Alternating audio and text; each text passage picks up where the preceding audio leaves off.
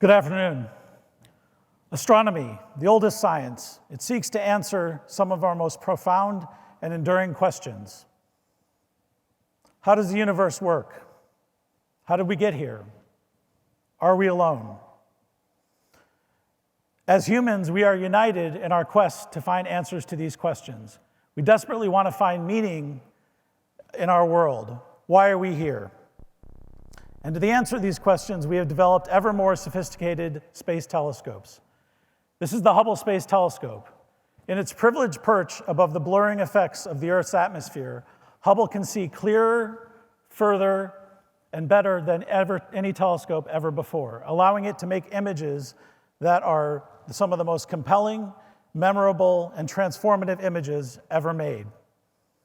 That includes the Hubble Deep Field.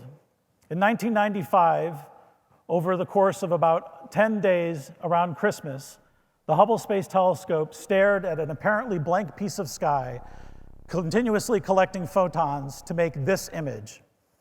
The Hubble Deep Field has an area of only 1% the area of the full moon, or about 1/24 millionth of the entire sky.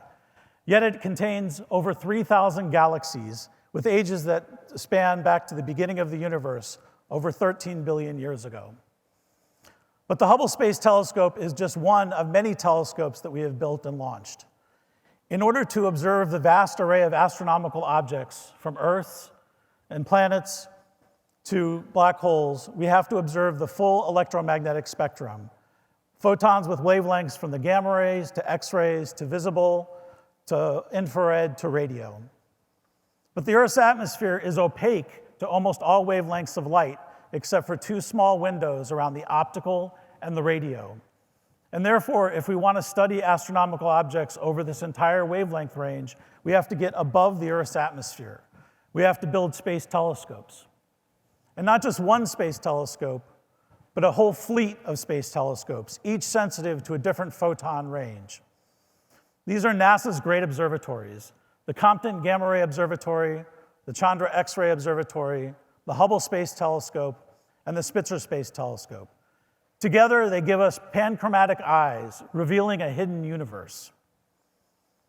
This is the nearby galaxy M82, and in this optical image, it appears to be a relatively normal spiral galaxy seen edge-on. But as seen with the great observatories, we see something vastly different. M82 is a tortured galaxy that is forming stars at a rate that's 10 times larger than the Milky Way. And in the process, it is tearing itself apart, expelling million-degree gas that can only be seen in the X-rays. How does the universe work? How did we get here? Are we alone? In order to answer these questions, we have to build ever more sophisticated space telescopes. But how did these space telescopes get built and made? The Hubble Deep Field was taken just a few months after I started graduate school. And at the time, I think I imagined in some dim part of my brain that the Hubble had always been up there, circling the Earth. And if you had asked me how it got there, I probably would have mumbled something about a few smart people in NASA. I never thought I could be part of this. Me, a gay, autistic, introverted kid from a small town in rural central Illinois, I never thought that someone like me could be part of it. And turns out I was wrong. So let me explain. Since 1972, astronomers have gotten together every 10 years to decide what they want to do for the next 10 years. These so-called decadal surveys are used by NASA and the National Science Foundation to prioritize their activities over the next decade and beyond. And the first three large space missions from the first three decadal surveys, Hubble, Chandra, and Spitzer, were three of the four great observatories. The great observatory that was prioritized in the 2001 decadal survey is the James Webb Space Telescope, which just launched this past Christmas. James Webb will allow us to see all the way back to the beginning of the universe, to see the first stars and the first galaxies at the dawn of time. The mission prioritized in the 2010 decadal survey is the Nancy Grace Roman Space Telescope. Roman has a mirror roughly the size of Hubble, but it is equipped with a wide-angle camera lens, and thus it has a field of view that is over 100 times that of Hubble, or roughly the size of the full moon. And with this camera, Roman can survey vast regions of the sky, including the very crowded center of our galaxy. This simulated image from Roman contains over 1 million stars, and yet the field of view of Roman is 140 times larger than this. Roman will be launched in 2026, and it will survey for exoplanets and study the nature of dark matter and dark energy. I am continually astonished that I actually had something to do with the Roman Space Telescope happening. As a postdoc, I worked to develop a science case for an exoplanet survey with a telescope much like Roman. And based partially on that science case, the 2010 Decadal Survey prioritized Roman as the next large space mission. And not long after, I was invited to join a team of astronomers and engineers to help develop Roman from a mission concept to an actual tangible mission with a mirror, telescope structure, and detectors.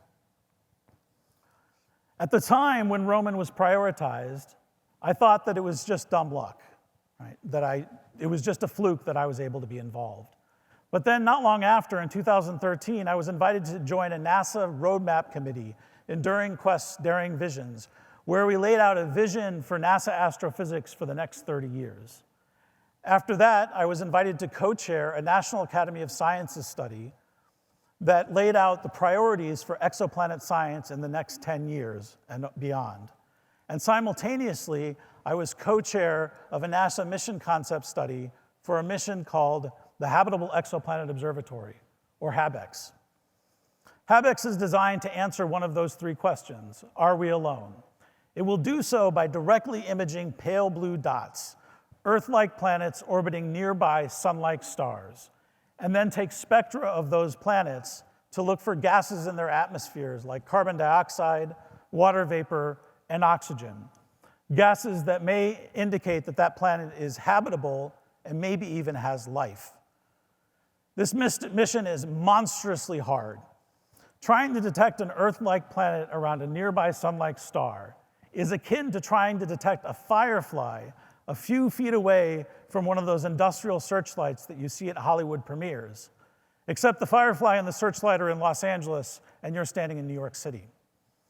In fact, a firefly is about 1,000 times brighter compared to a searchlight than the Earth is compared to the sun. So the true problem is 1,000 times harder than even that terrifying analogy would imply. HabEx, however, is just one of 4 mission concepts that were studied by NASA that employ cutting-edge technology to allow us to make observations that we never could before. So HabEx, LUVOIR, LYNX, and Origins are all sensitive to different parts of the electromagnetic spectrum, and together they give us panchromatic eyes. The mission concept study reports were published in 2019, and then they were submitted to the 2021 Decadal Survey in consideration for the next large space mission. So which, if any of these missions, did the Decadal Survey pick? In fact, it picked all of them, with a hybrid LUVOIR-HabEx mission to be flown first. And once these missions get built and launched, they will be the next great observatories that will help answer those profound, enduring questions. When I look back over the last 12 years, I wonder, how did I get involved in this? How did a kid from nowhere, Illinois, get to participate in the development of these ambitious machines, these space telescopes, and influence the future of astronomy? But that's exactly how these telescopes happen. It's by people like me who, as a kid, used to look up at the stars and wonder why we were here. People like me who asked those big questions and then decided to go out and try to help find the answers. And that's where you come in. I and others have taken this as far as we can, but now we need your help. To build and launch these missions is very expensive, and to do so, we need to double the NASA astrophysics budget. That's about $1.5 billion a year, which may seem like a lot until you consider that's only 20% of what Americans spend on potato chips every year.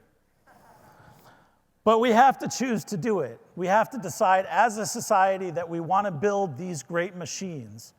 And if we choose to build these great telescopes, they will be the telescopes for the next generation, for the children today who are looking up in the sky and asking those big questions.